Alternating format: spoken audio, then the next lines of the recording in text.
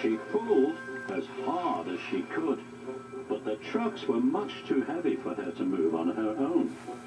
Just then, Gordon shot past. "Can you help me move these rubbish trucks?" tooted Emily. "Me?" snorted Gordon. "Certainly not."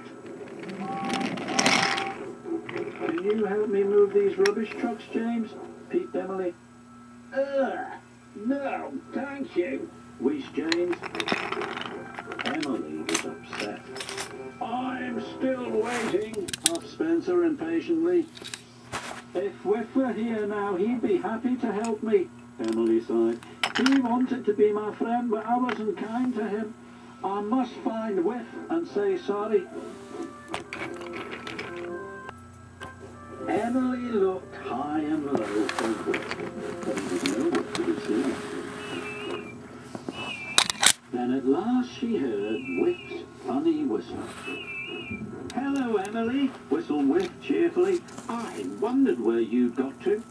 "I'm sorry I ran away from you," puffed Emily. "That's all right," whistled Whiff. "I'm just glad you found me. Let's go to work." Spencer was getting very impatient.